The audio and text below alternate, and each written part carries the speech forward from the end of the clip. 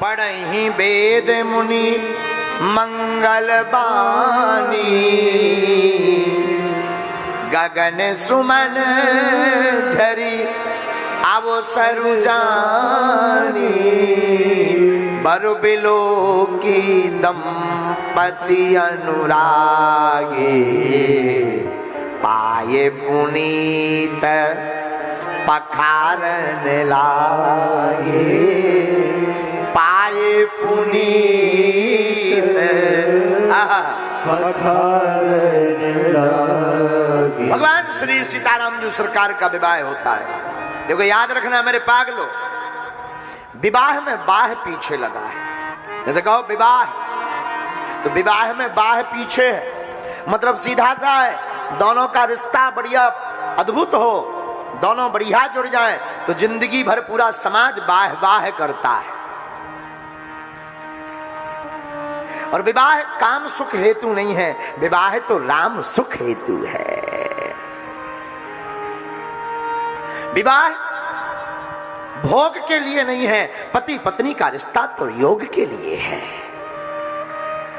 जिस विवाह में केवल भोग की चर्चा, वो विवाह नहीं है। जिस संबंध में गृहस्थ के जीवन में केवल भोग की बात है, वो विवाह नहीं है। परमात्मा ने पति पत्नी का रिश्ता भोग के लिए नहीं अपितु योग के लिए बनाया है। हमारी प्रार्थना है गृहस्थ जीवन में प्रवेश करने वाले लोगों से, याद रखिए मेरे पागलों, भगवान ने पति पत्नी का नाता इसीलिए बनाया है कि आपस में बैठ करके तुम राम चर्चा कर सको, सत्संग कर सको।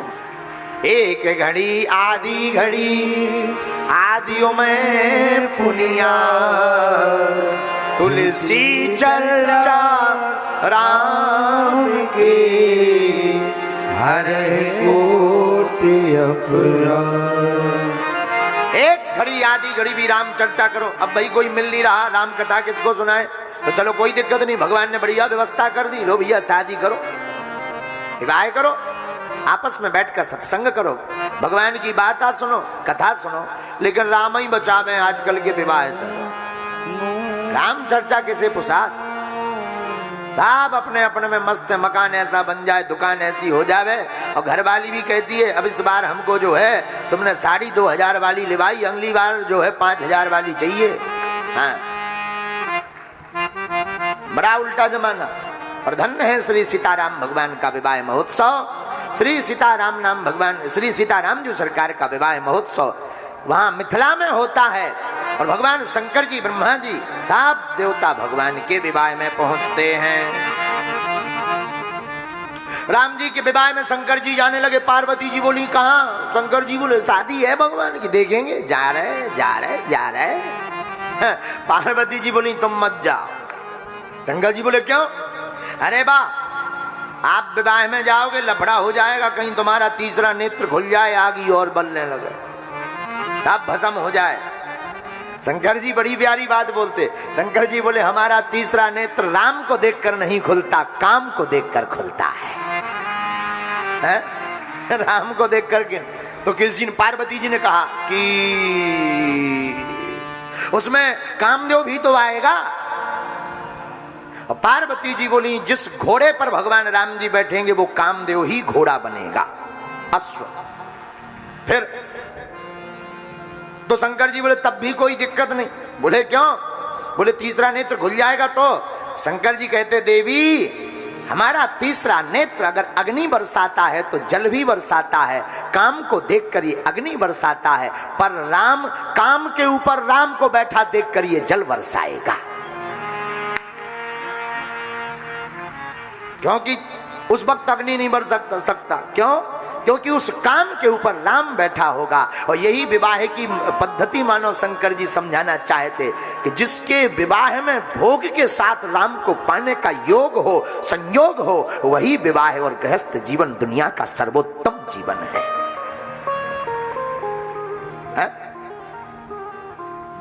अब आजकल तो शादी होवे नहीं तो पूछो भाई कैसी जिंदगी कर। गुरुजी हमारी घरवाली तो लुगाई तो चंद्रमुखी है। बाबा बहुत अच्छा है, भगवान की बड़ी कृपा है, चंद्रमुखी है, अच्छी बात। भगवान करे ये चंदा कभी डूबे ना। लेकिन 2-3 साल बाद मिलो तो क्यों भाई साहब, अरे गुरुजी भद्रमुखी। 2-3 साल बाद फिर वही चेहरा भद्दा नजर आता है। और जहां छोटे छोटे पैया पप्पू पुआ हो गए, सोई पहली साल में जो चंद्रमुखी लग रही थी, दूसरी साल तीसरी साल में जो भद्रमुखी लग रही थी, और जहां देवी जी ने भीतर से ऑर्डर दिया, ए पप्पू के पापा सब्जी ले आइयो, नहीं था खटिया घड़ी बिस्तर गोल हो जाए, सोई ज्वालामुखी नजर आओ। बोलो सीताराम। विवाह 2 आत्माओं का मिलन विवाह है। आहा, अच्छा विवाह का अर्थ क्या होता है? विवाह में कितने अक्षर हैं? 3, बी, वा और हा। बी का मतलब होता विकारों, वा का मतलब होता वासनाओं, हा का मतलब होता हनन। विकार और वासनाओं का हनन करके राम को पाने की यात्रा को ही विवाह कहते हैं। अब आजकल के विवाह से तो राम ही बचावे, आजकल अब अंग्रेजी विवाह शुरू हो गए। हमसे एक माता जी ने यहीं पर पूछा कि गुरुजी विदेश में और भारत में क्या अंतर है? आप विदेश गए और भारत में आपकी नजरिया में क्या कहना है? हमने कहा विदेश में एक ही दिक्कत है। बोले क्या? हमने कहा वहां के बच्चों को ये याद करना पड़ता है कि ये कौन से नंबर के पापा है। आओ आओ आओ, हाँ हाँ, बोलो सीताराम, बोलो बोलो बोलो बोलो। वहां के बच्चों को याद करना पड़ता है ये कौन से नाम, क्योंकि शाम के पतो चलो सब शाम के मम्मी इनके साथ हम दूसरे दिन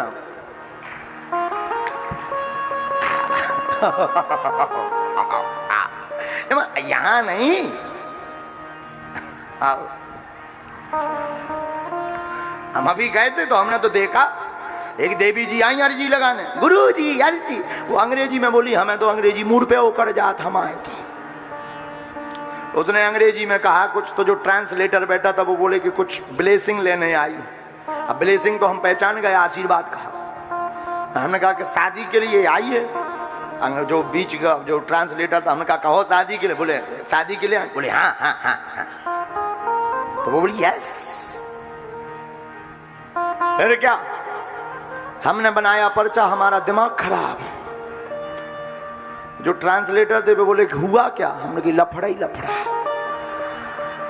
बोले बोले बोले कारण तो बता। हमने कहा कह दो 14वीं शादी को आशीर्वाद।